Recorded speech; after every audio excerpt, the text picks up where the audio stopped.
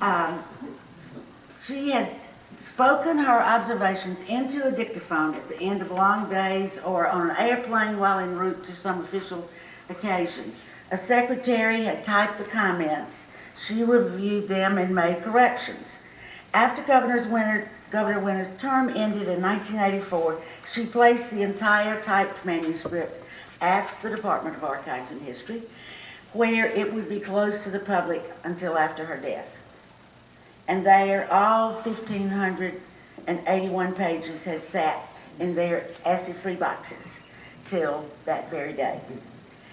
Elise asked if I'd be willing to read the manuscript and tell her if I thought, as she said, anything can be done with it, whether any of it might be interesting to somebody else.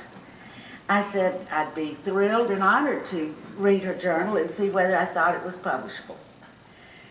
Before I began reading, I knew, of course, that I personally would be interested in every single solitary word, as would so many others who had supported and followed, loved and admired Governor and Mrs. Winter throughout their political career and beyond. But I had to approach this professionally, not just personally. Here was the journal of a First Lady from Mississippi.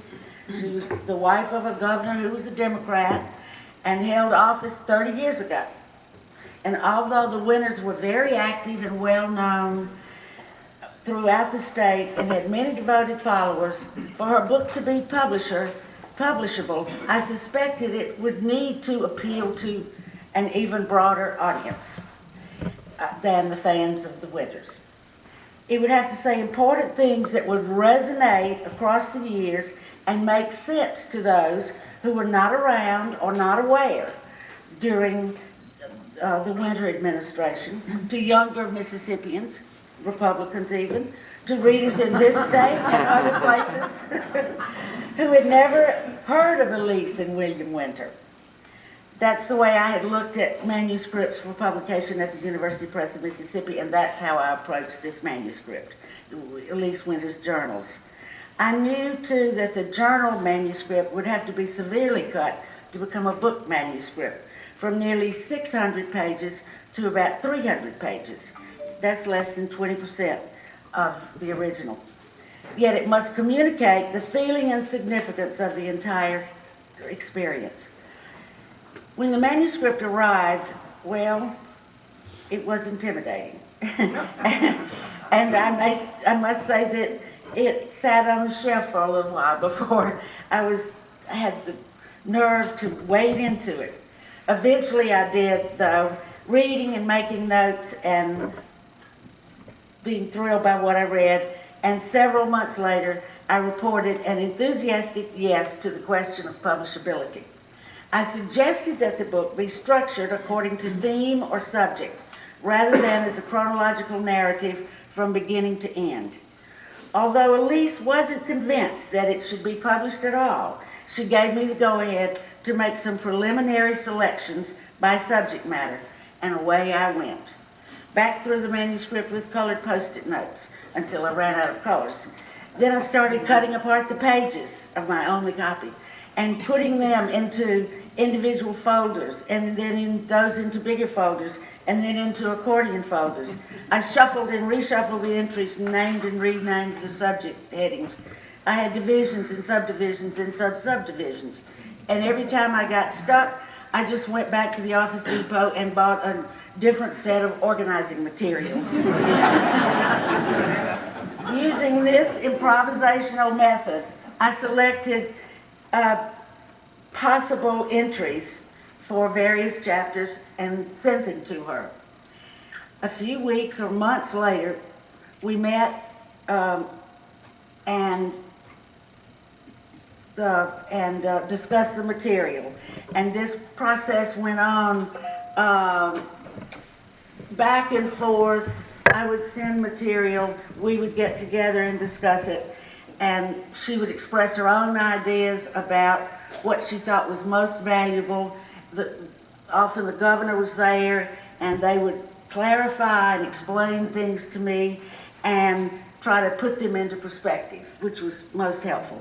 This went on for 2, 3, 4, maybe years. Um, what was I looking for as I read?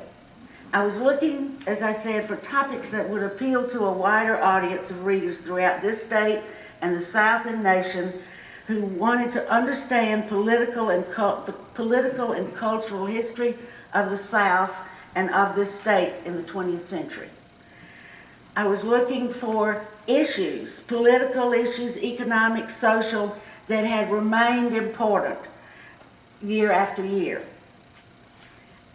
I looked for things that would appeal especially to women, women who wanted to read about an accomplished woman and learn how she did it, what problems she faced, how she felt about things. I looked for the human story, thoughts and emotions and concerns that transcend politics and time and gender. I looked for language that was clear and concise and alive with vivid descriptions. And frankly, I looked for sections I could cut without diminishing the overall story, which was, of course, Mrs. Winter's work as First Lady and the major issues and actions of the governor's administration. That's what I was looking for, and I found that and oh so much more.